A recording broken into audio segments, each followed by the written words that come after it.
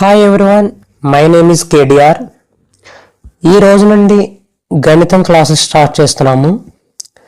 ఈ క్లాసెస్కి మా యొక్క ముఖ్య ఉద్దేశం ఏంటంటే, గణితం నేర్చుకోవడంలో, అర్థం చేసుకోవడంలో ఎవరైతే ఇబ్బంది పడుతున్నారో వాళ్ళు ఇంటి దగ్గరే తమ యొక్క ఫోన్లో నుండి ఈజీగా నేర్చుకునేలా చేయడానికి మా యొక్క ఈ చిన్న ప్రయత్నం మాత్రమే. మేము గణితాన్ని స్టార్టింగ్ కాన్సెప్ట్స్ నుండి మొదలు పెడుతున్నాం. ఎందుకనగా ఒక మొక్క యొక్క వేర్లు దృఢంగా ఉంటేనే ఆ మొక్క పెద్ద వృక్షంగా మారగలదు. అలానే మీరు కూడా గణితాన్ని ఆర్ ఏదైనా స్కిల్ని బేసిక్ కాన్సెప్ట్ నుండి నేర్చుకుంటేనే మీ ప్రయాణంలో మీరు సక్సెస్ అవుతారు. మీరు మా యొక్క క్లాసెస్ని ప్రతిరోజు కంటిన్యూగా ఫాలో అయినట్లయితే ఖచ్చితంగా గణిత కాన్సెప్ట్స్ బాగా అర్థం చేసుకుంటారు. ఇది మీకు ఏ కాంపిటేటివ్కైనా లేదా మీ యొక్క అకాడమిక్ క్లాసెస్కైనా చక్కగా ఉపయోగపడుతుంది. మా యొక్క ఈ ప్రయత్నాన్ని మీరు అందరూ ఆదరిస్తారని మనస్ఫూర్తిగా కోరుకుంటూ మన యొక్క మొదటి టాపిక్ని స్టార్ట్ చేసుకుందాం. మన మొదటి టాపిక్ వచ్చేసి సంఖ్యలు. దీన్నే ఇంగ్లీష్లో నెంబర్స్ అంటారు. అసలు సంఖ్యలు అంటే ఏంటి, వాటిని ఎందుకు నేర్చుకోవాలి అని మీరు ఎప్పుడైనా మీరు క్వశ్చన్ వేసుకున్నారా? సంఖ్యలు అనేవి గుర్తులు. వీటిని మనం మన నిత్య జీవితంలో లెక్క పెట్టడానికి, కొలవడానికి ఉపయోగిస్తూ ఉంటాం.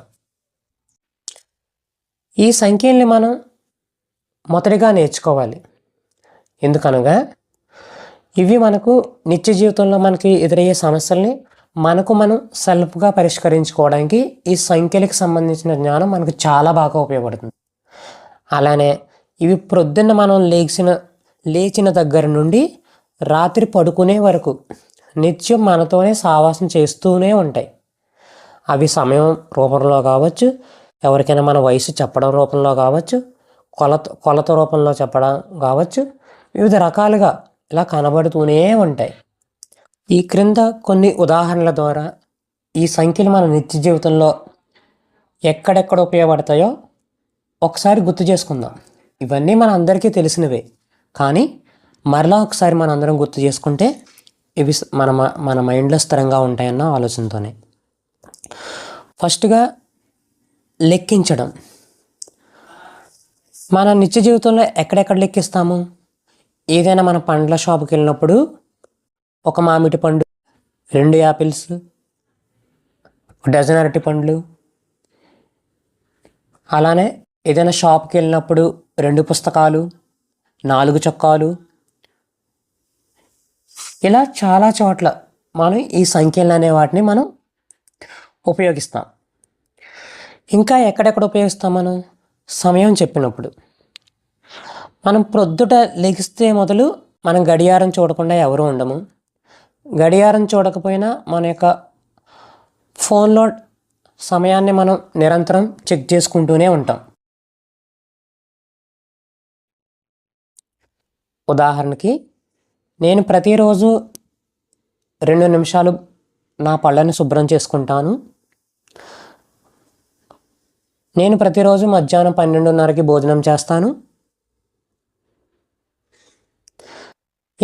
ఇలా అన్ని చోట్ల కూడా మనం సమయం చెప్పకుండా మన రోజైతే గడవదు. అలానే డబ్బు వినియోగంలో, అమ్మా నాకు ఒక 500 రూపీస్ ఇవ్వమ్మా, నేను పలానా వస్తువు కొనుక్కుంటాను. అలానే ఈ 3 పుస్తకాలు కేవలం 399 రూపాయలని మనం ఏదైనా షాప్కి వెళ్ళినప్పుడు చూస్తూనే ఉంటాము. అలాగే ఏదైనా రెస్టారెంట్కి వెళ్ళినప్పుడు మన యొక్క బిల్లు ఇచ్చినప్పుడు మీ యొక్క బిల్లు 350 రూపీస్ అయిందని చెప్పిన టైంలోనూ ఇలా అన్ని చోట్ల సంఖ్యలు ఉపయోగిస్తూనే ఉంటాం. సంఖ్యలు లేకుండా అసలు మనం ఏ పని చేయలేము. అలానే పొడవు పొట్టి చెప్పదలుచుకున్న సమయంలోనూ అలానే బరువు, వెయిట్కి సంబంధించిన విషయాలు చెప్పాలనుకున్న విషయంలో కూడా మనం సంఖ్యలను ఉపయోగిస్తాం. ఎలా అంటే, నేను 2 కేజీలు ఉల్లిపాయలు, 5 కేజీల బియ్యం మార్కెట్లో కొన్నాను. మా యొక్క గుమ్మం తలుపు 2 మీటర్ల పొడవు ఉంటుంది. మా ఇంటి నుండి మా స్కూల్కి సుమారు 2 కిలోమీటర్ల దూరం ఉండొచ్చు. అలానే మానవుని సగటు శరీర ఉష్ణోగ్రత 37 డిగ్రీస్ సెల్సియస్. ఇలా ప్రతి విషయంలోనూ కూడా మనం నెంబర్స్ చెప్తూనే ఉంటాం.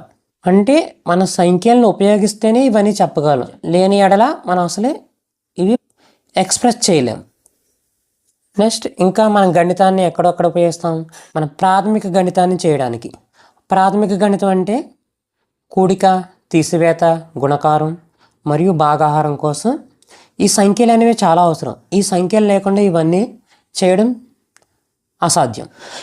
దీన్ని బట్టి సంఖ్యలు లేకుండా, వాటి యొక్క జ్ఞానం లేకుండా మనం మనుగడ సాగించడం చాలా కష్టమని మనకు అర్థమవుతుంది.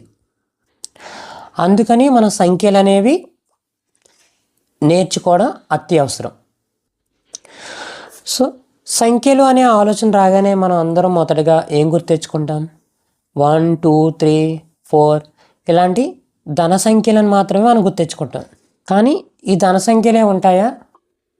కాదు కదా. వీటితో పాటు రుణ సంఖ్యలు ఉంటాయి, భిన్నాలు ఉంటాయి, రాడికల్ సంఖ్యలు కూడా ఉంటాయి. సో ఇవన్నీ కూడా మనకి మన యొక్క గణిత ప్రయాణంలో చాలా ఉపయోగపడతాయి. ముందుగా మనం ఈ సంఖ్యల యొక్క సమూహం గురించి తెలుసుకుందాం. ఎందుకనగా మన సంఖ్యల్ని ఎప్పుడైతే సమూహాలుగా డివైడ్ చేసుకుంటామో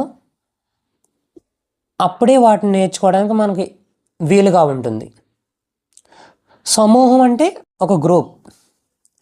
ఫర్ ఎగ్జాంపుల్ మనం అందరం కూడా ఇక్కడ గణితాన్ని నేర్చుకుంటున్నాం. సో మనందరం కూడా ఒక గ్రూప్. అలానే ఇంగ్లీష్ నేర్చుకునే వాళ్ళందరూ ఒక గ్రూప్. అలానే కంప్యూటర్ నేర్చుకునే వాళ్ళందరూ వేరే గ్రూప్. అలాగే ఒక సంస్థలో పనిచేసే ఉద్యోగస్తులందరూ కూడా ఆ సంస్థకు సంబంధించిన ఒక గ్రూప్. ప్రధానంగా మనం సంఖ్యల సమూహాలని పరిశీలించినట్లయితే ప్రధానంగా మనకి 6 రకాల సంఖ్యల సమూహాలు ఉంటాయి. అందులో మొదటిది సహజ సంఖ్యలు. ఈ సహజ సంఖ్యల్ని మనం మన డైలీ లైఫ్లో ప్రతిరోజు ఉపయోగిస్తాం. అవి ఒక మామిడి పండు, 2 పుస్తకాలు అండ్ సో ఆన్. ఇవన్నీ కూడా మన నిత్య జీవితంలో ఉపయోగించే నెంబర్స్. ఈ సహజ సంఖ్యల్ని మనం క్యాపిటల్ Nతో సూచిస్తాం.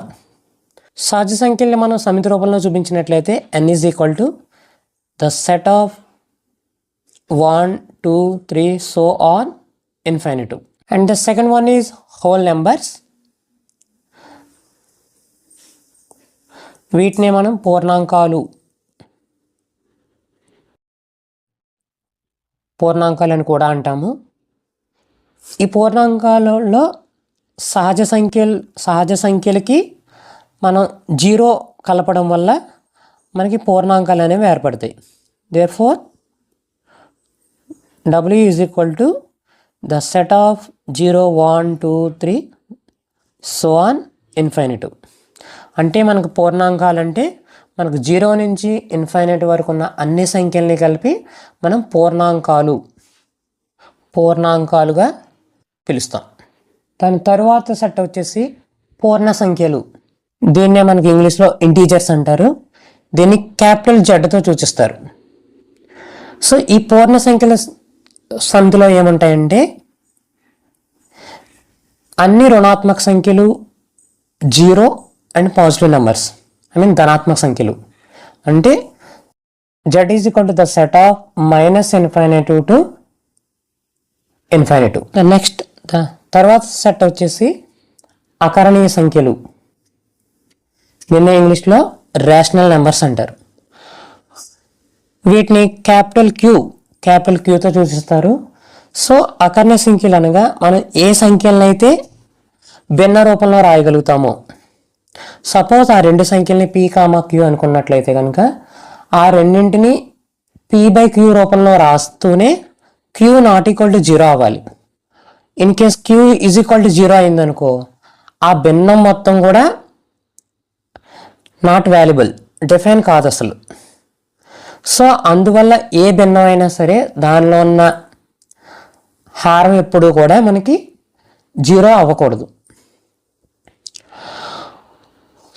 నేను మళ్ళీ చెప్తున్నాను. అకర్ణీయ సంఖ్యల్ని మనం ఇంగ్లీష్లో రేషనల్ నెంబర్స్ అంటాము. సో ఈ అకర్ణీయ సంఖ్యల్ని క్యాపిటల్ క్యూతో సూచిస్తాం. సో అకర్ణీయ సంఖ్యలు అంటే ఏంటి? మనం ఏ రెండు సంఖ్యలను అయితే భిన్న రూపంలో రాయగలుగుతామో, దట్ మీన్స్ p/q రూపంలో రాయగలుగుతామో వాటినే అకర్ణీయ సంఖ్యలు అంటారు.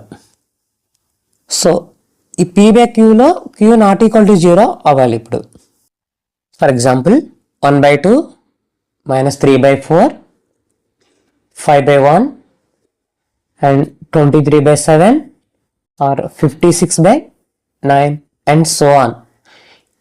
ఇవన్నీ కూడా మనకి భిన్న రూపంలో రాయగలుగుతున్నాము కాబట్టి సో ఇవన్నీ కూడా మనకి అకర్ణీయ సంఖ్యలకే చెందుతాయి. తర్వాత సెట్ ఈజ్ ఇర్రేషనల్ నెంబర్స్, అంటే వీటిని మనం తెలుగులో కరణీయ సంఖ్యలు అని కూడా అంటాం. కరణీయ సంఖ్యలు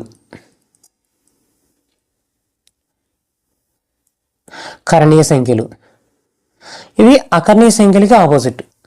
సో కర్ణీయ సంఖ్యలు అంటే వేటినైతే మనం భిన్నంగా రాయలేమో వాటినే మనం కర్ణీయ సంఖ్యలు అంటాం. వీటి యొక్క దశాంశం ఎప్పుడు కూడా ముగింపు లేకుండా అలా కొనసాగుతూనే ఉంటుందన్నమాట. Suppose π = 3.121614 and so on. ఇందులో ఏ వాల్యూ కూడా కంటిన్యూగా రిపీట్ కాలేదు. సో ఇలా రాయలేని అన్నింటినీ కూడా మనం ఏమంటామంటే కరణీయ సంఖ్యలు అంటాం. ఇవన్నీ కూడా కరణీయ సంఖ్యల సమితిలోకి చెందుతాయి అన్నమాట.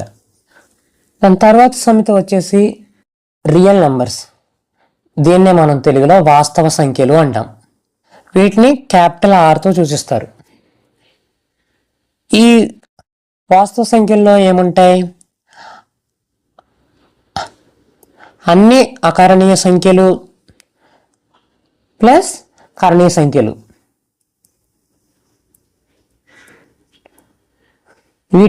వీటిని అన్నింటినీ కలిపేమంటారంటే మనం వాస్తవ సంఖ్యలు అని అంటారు. వాస్తవ సంఖ్యలు దేంతో సూచిస్తాం? దీన్ని మనం క్యాపిటల్ ఆర్తో సూచిస్తాం అంట. ఈ వాస్తవ సంఖ్యలు అనేవి మన నెంబర్ లైన్ మీద ఏ నెంబర్ చూపెట్టినా సరే ఆ ప్రతి నెంబరు కూడా మనకి ఈ వాస్తవ సంఖ్యల సమితిలోనే ఉంటుంది. మీరు ఏ నెంబర్ తీసుకున్నా పర్వాలేదు, అది మనకి ఈ వాస్తవ సంఖ్యల సమితికే చెందిందై ఉంటుందన్నమాట. చివరిగా మనకి సంక్లిష్ట సంఖ్యలు, దీన్నే ఇంగ్లీష్లో కాంప్లెక్స్ నెంబర్స్ అంటారు. దీన్ని క్యాపిటల్ సితో సూచిస్తారు. ఇవి మనకి ఏ రూపంలో ఉంటాయంటే a+ib రూపంలో ఉంటాయి. ఐ అంటే మనకి నెగిటివ్ వాల్యూస్ ఇన్ రూట్, అంటే రూట్ లోపల ఏవైతే నెగిటివ్ వాల్యూస్ ఉంటాయో, సపోజ్ √(-1), √(-3), √(-1), వీటిని మనం రూట్లోంచి బయటకు తీసుకురాలేము. సో ఇవి ఎప్పుడు కూడా మనకి అలా కాన్స్టెంట్గానే ఉండిపోవడం వల్ల దీన్ని ఒక ఐతో సూచిస్తారు. For example 2 + 3i -1 + i -7 + 9i and so on. వీటన్నింటినీ కలిపి కూడా మనం అన్నింటినీ కలిపి కాంప్లెక్స్ నెంబర్స్ అండి. ఈ సంఖ్యలన్నింటినీ కూడా మనం ఈజీ మైండ్ మ్యాప్తో గుర్తించుకోవడానికి వీలుగా ఒక మైండ్ మ్యాప్ అనేది గీసుకుందాము. అదేంటనగా సహజ సంఖ్యలు సబ్సెట్ పూర్ణాంకాలు సబ్సెట్ పూర్ణ సంఖ్యలు సబ్సెట్ అకరణీయ సంఖ్యలు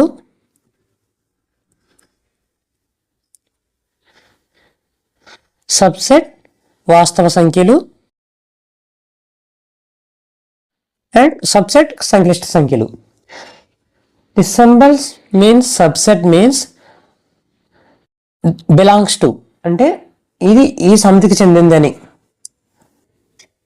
ఫలానా సమితికి చెందిందని మనం చెప్పే టైంలో ఈ సబ్సెట్ అనే సింబల్ని మనం ఉపయోగిస్తాం. సో ఈ సంఖ్యల యొక్క సమూహాల కోసం కూడా మీకు ఒక అవగాహన వచ్చిందనే అనుకుంటున్నాను. సో మనం ఇప్పుడు నెక్స్ట్ టాపిక్కి వెళ్దాం. విరుద్ధ సంఖ్యలు లేదా వ్యత్యాస సంఖ్యలు. దీని యొక్క నిర్వచనం పరిశీలించినట్లయితే సంఖ్య యొక్క విరుద్ధం అనేది ఆ సంఖ్య 0 నుండి సమాన దూరంలో ఉండి దానికి వ్యతిరేక దిశలో ఉండే సంఖ్యని మనం విరుద్ధ సంఖ్య అంటాం. ఈ విరుద్ధ సంఖ్యల్ని మనం నెంబర్ లైన్ ద్వారా అవగాహన చేసుకునే ప్రయత్నం చేద్దాం. ఉదాహరణకు +4 అనేది 0 నుండి కుడివైపు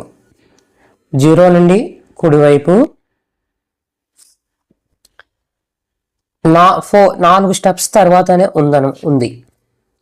అలానే -4 అనేది 0 నుండి ఎడమవైపు 4 స్టెప్స్ దూరంలో ఉంది. ఇటు సైడ్ దూరం కూడా సేమ్ ఒకే డిస్టెన్స్, కానీ ఈ రెండు కూడా వ్యతిరేక దిశల్లో ఉన్నాయి. దీన్ని బట్టి విరుద్ధ సంఖ్యలు 0కి సమాన దూరంలో ఉంటూ ఆ రెండు కూడా వ్యతిరేక దిశలో ఉంటాయి అనేది మనం గ్రహించాలి. ఉదాహరణకు -2కి విరుద్ధ సంఖ్య ఏంటి? 2. అలాగే 3కి విరుద్ధ సంఖ్య ఏంటి? -3. అలానే -27కి విరుద్ధ సంఖ్య ఏంటి? 27. అలానే 50కి విరుద్ధ సంఖ్య ఏంటి? -50. I repeat again. -2కి విరుద్ధ సంఖ్య 2. అలానే 3కి విరుద్ధ సంఖ్య -3 అవుతుంది. అలానే -5కి విరుద్ధ సంఖ్య ఏమవుతుంది? 5 అవుతుంది. 5కి విరుద్ధ సంఖ్య ఏమవుతుంది? -5 అవుతుంది. ఇలానే మనం నెంబర్ లైన్ మీద ఉన్న ప్రతి సంఖ్యకు కూడా మనం విరుద్ధ సంఖ్యను అనేది కనుక్కోగలం. ఈ విరుద్ధ సంఖ్యల్లో ఉన్న అతి ముఖ్యమైన 2 సూత్రాల కోసం తెలుసుకుందాం. అందులో మొదటిది వచ్చేసి 0 యొక్క విరుద్ధం 0 అవుతుంది. 0 యొక్క విరుద్ధం వచ్చేసి 0 అవుతుంది. ఎందుకనగా 0కి ధన గుర్తు కానీ రుణ గుర్తు కానీ ఏమీ ఉండవు. ఇదొక స్థిరమైన సంఖ్య.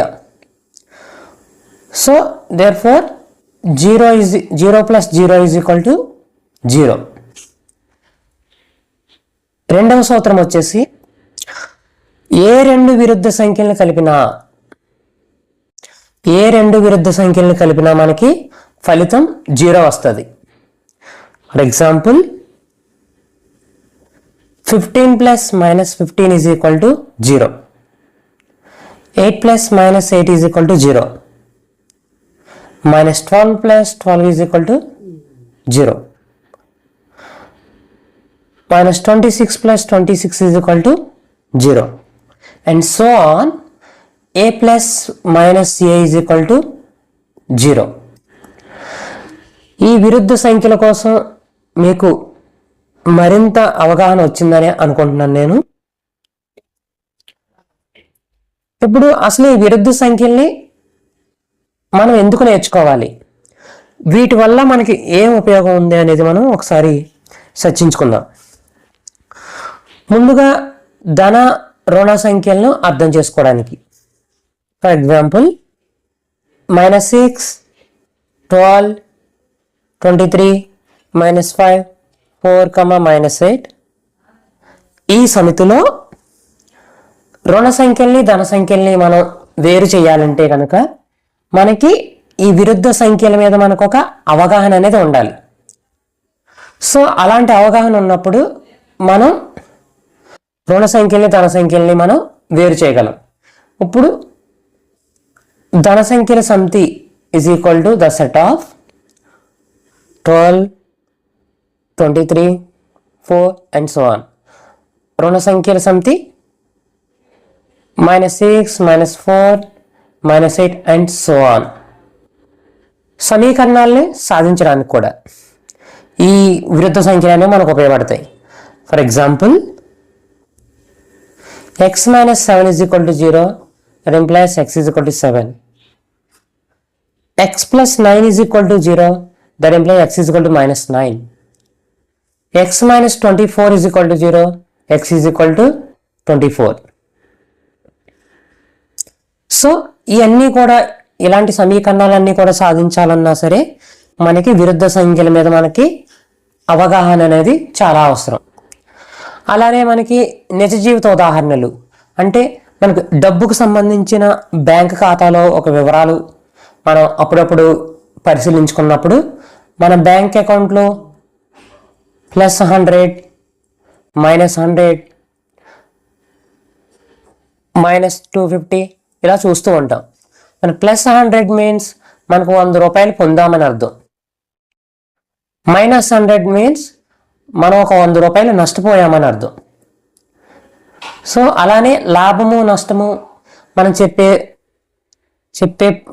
పరిస్థితిలో కూడా మనం ఈ విరుద్ధ సంఖ్యలు అనేవి మనం ఉపయోగిస్తాం. కాబట్టి వాటి యొక్క జ్ఞానం అనేది మనకు చాలా అవసరం.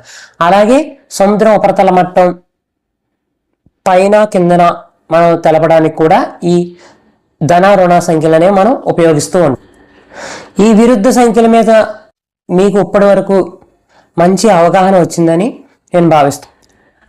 ఈ విరుద్ధ సంఖ్యల మీద మనం ఒక చిన్న అభ్యాసం చేసినట్లయితే కనుక మనకు మరింత అవగాహన రావడానికి అవకాశం ఉన్నది. మనకి 9 యొక్క విరుద్ధ సంఖ్య ఏంటి? -9. -11 యొక్క విరుద్ధ సంఖ్య ఏంటి? 11. మరి 0 యొక్క విరుద్ధ సంఖ్య ఏంటి? 0.